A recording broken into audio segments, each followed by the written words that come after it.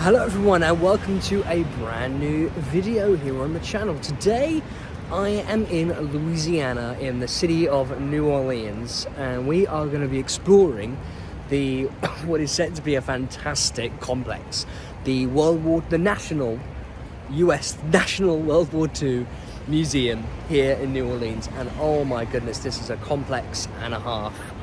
We've already got some amazing things to look out just outside of the venue, so let's have a little look. I'm gobsmacked. Starting off here, we have this fantastic little statue of Anne Frank here, and there's this little bench here is a little quote from her. Sometimes this terrible war will be over. Sometime this war will be over. Surely the time will come when we are people again, and not just Jews. Oh, bless. That's the 11th of April 44. These two bits of Atlantic Wall are actually from Utah Beach, which I've been to twice. So, and you can actually see that they're pockmarked with blasts, bullet holes. I mean, this one's in a bit of a state here. Moving over to something that's really relevant at the moment is a statue of these bomber boys. Members of the US Air Force receiving a briefing.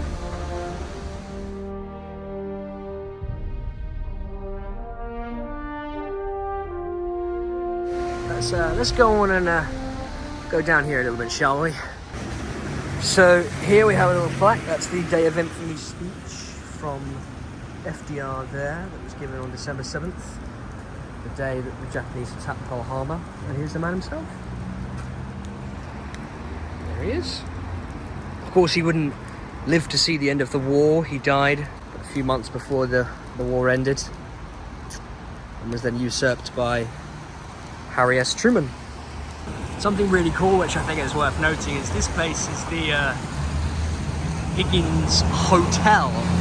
As they built a World War II themed hotel right here in New Orleans, literally opposite the museum, which is here. I mean, that's amazing. I'd love to stay in there. I bet there's so much cool stuff in there. Something else which is of note is that a lot of the bricks that you are walking on here have got names on them. And so family members of veterans have bought these bricks and engraved names of their serving relatives that served.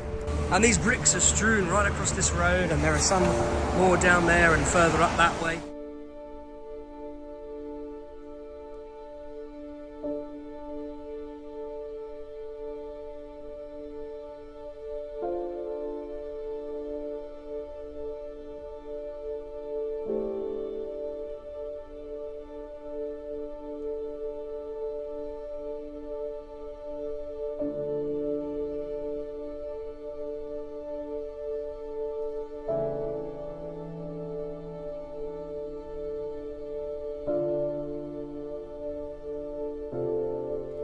So I'm finally inside now, getting some tickets. I mean, it's beautiful in here. This is just amazing. Spitfire hanging off the ceiling, and then above me is a C-47 Skytrain. I mean, I never thought I would be underneath a C-47 in my life. This is just amazing so far. So I'm going to grab the dog tag, and then we're going to head on in to the Union Pacific train. So you just have your picture taken over there, and you get given a free little postcard, which is really cool. Alright, so we're about to board the train here. The 1st Infantry Division on Omaha Beach. Our Higgins boat hit a sandbar, and we jumped into the water and immediately went in over our heads. We struggled to make it to shore through the relentless gunfire, but all 12 of my men fought hard, and 6 hours later, we safely reached the hills. I shipped overseas to Edinburgh, Scotland.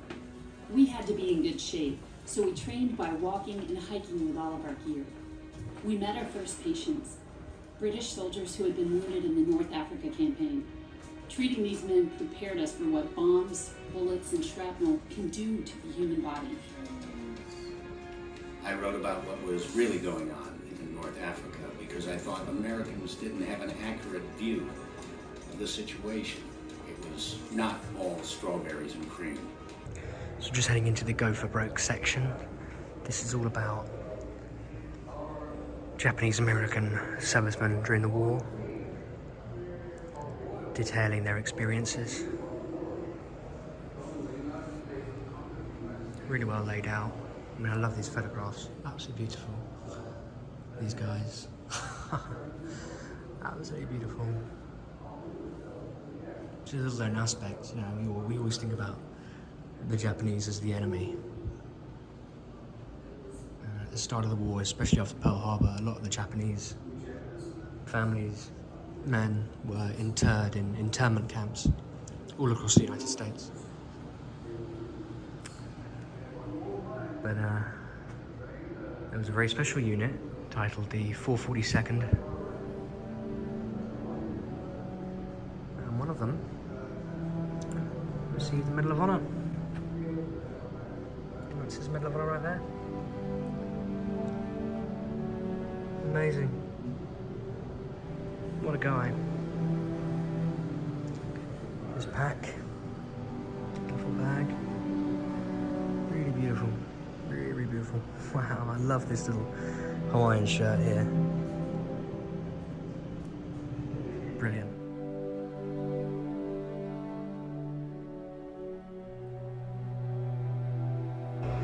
Another little nice detail here about the Japanese experience, American experience, Japanese-American experience. 33,000 Japanese-Americans served.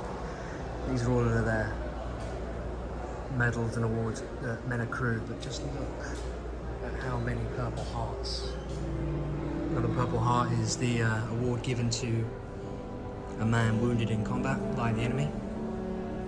But it keeps going on. It goes through the wall and to the other side. I mean, just amazing, amazing. Of course, motorcycles and Harley Davidson were part of the workforce of the US Army during the Second World War. And here's just a little taste and a little German motorcycle here as well, which is really nice to see.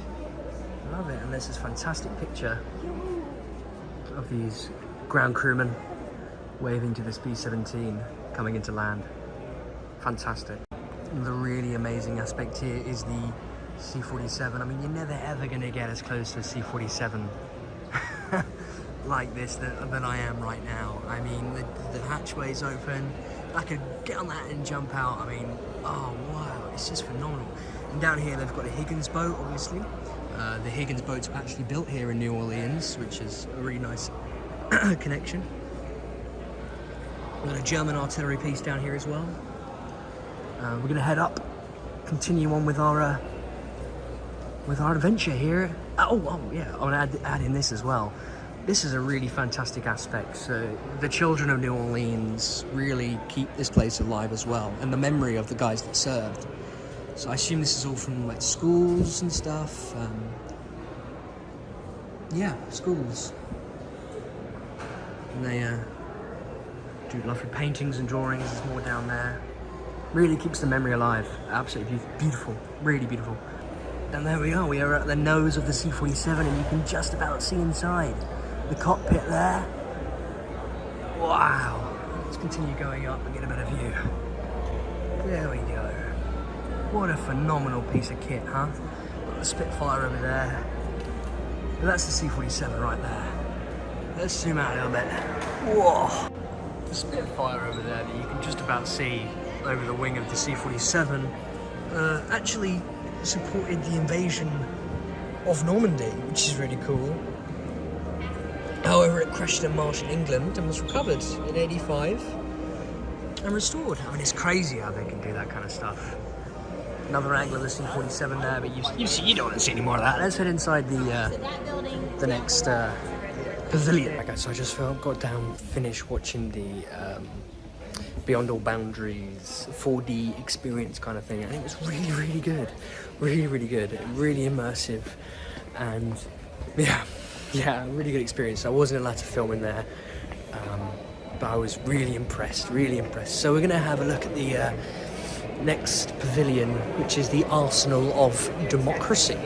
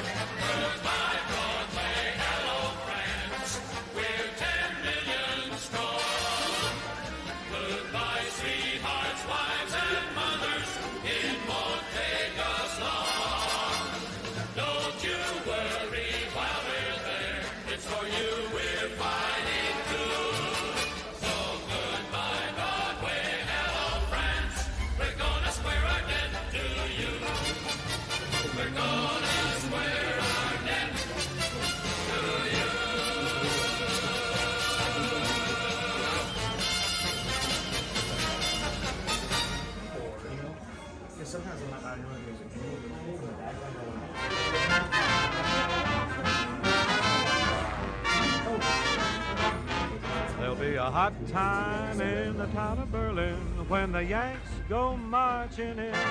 I want to be their boy, spread some joy when they take old Berlin. There'll be a hot time in the town of Berlin when the Brooklyn boys begin to take the joint apart and tear it down when they take old Berlin. They're gonna start a row and show 'em how we paint the town back in Kokomo. They're gonna take a hike through Hitler's Reich and change that high to what you know, Joe. There'll be a hot time in the town of Berlin when the Yanks go marching in. You could never keep 'em happy down on the farm after they take Berlin.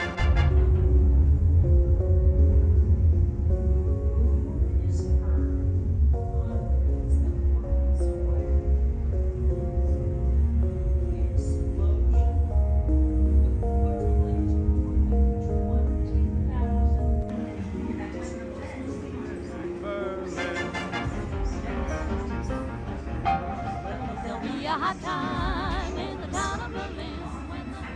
So this probably isn't the cat head.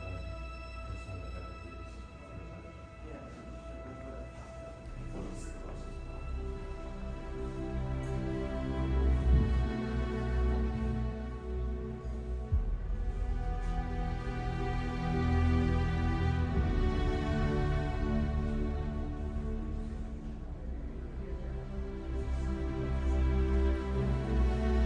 of these.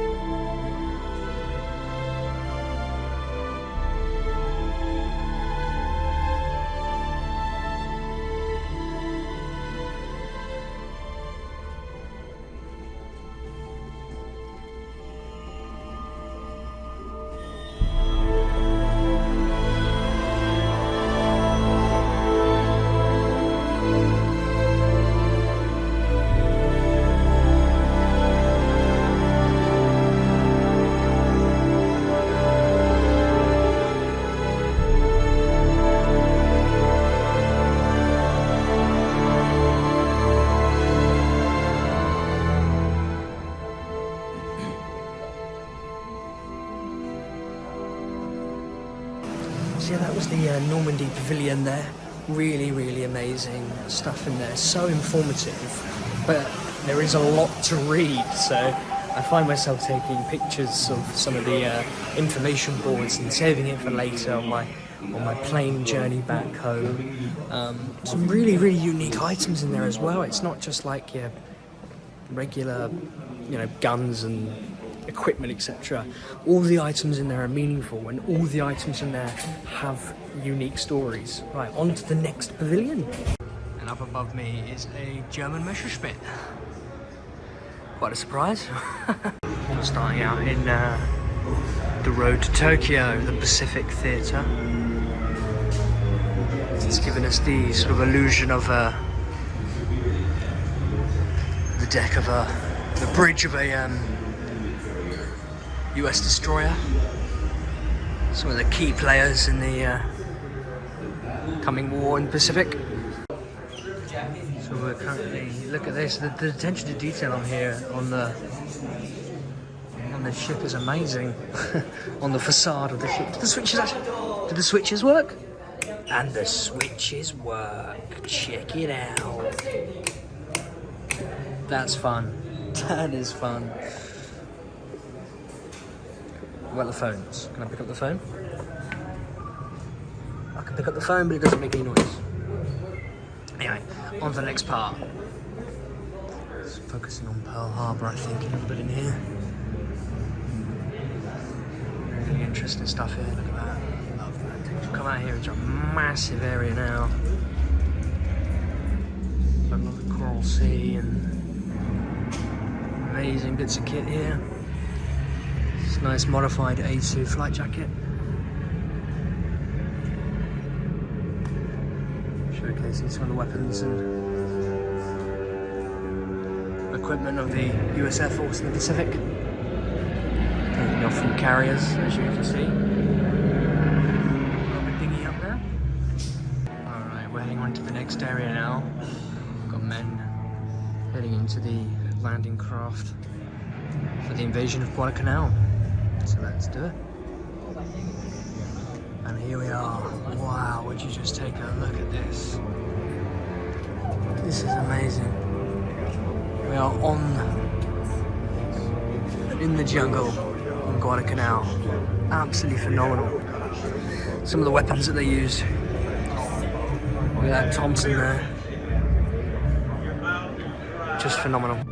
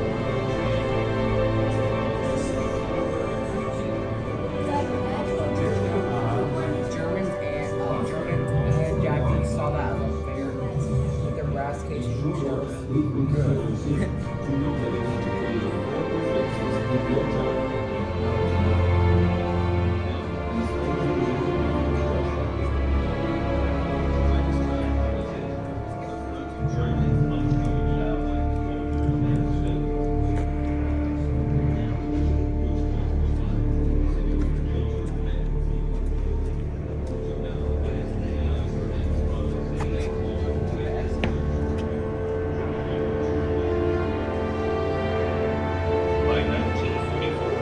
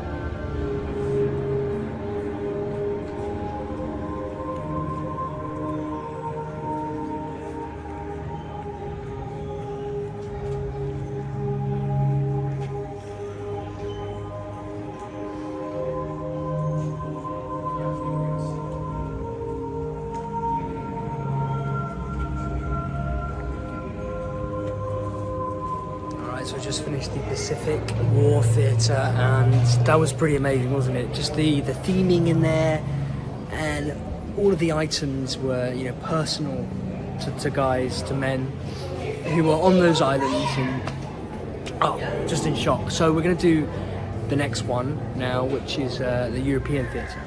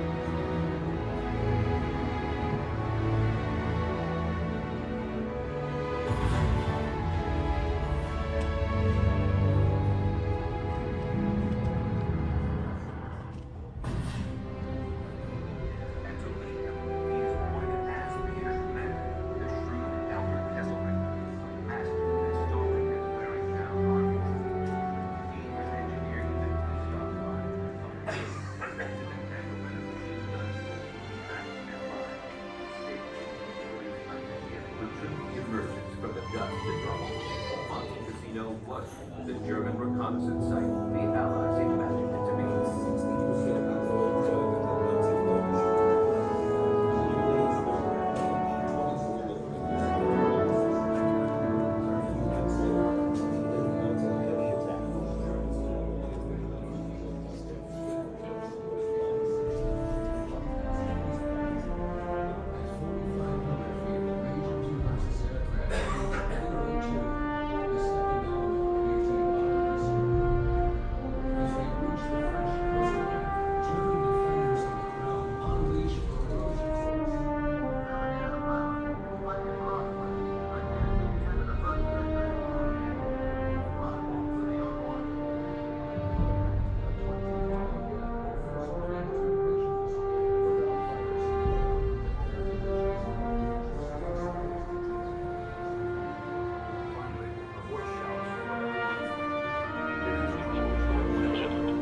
Frustrated, I had to put pressure on my commanders and told them to pursue.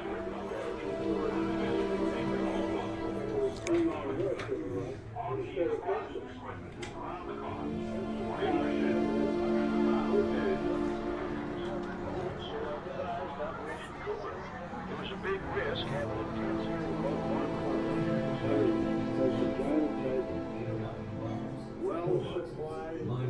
And artillery.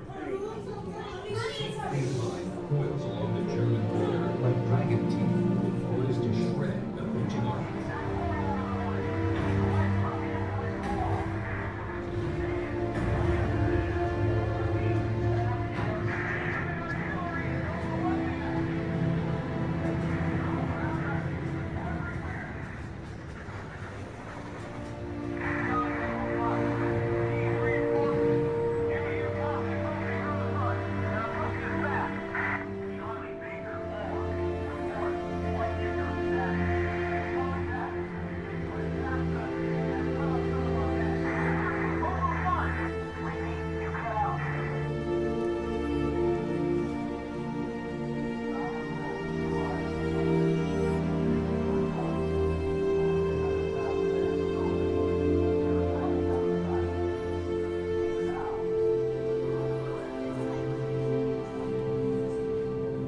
Centuries of human hope, knowledge, aspiration, by death and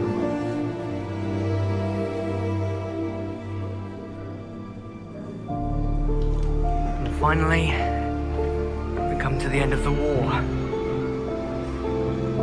This beautiful mural here.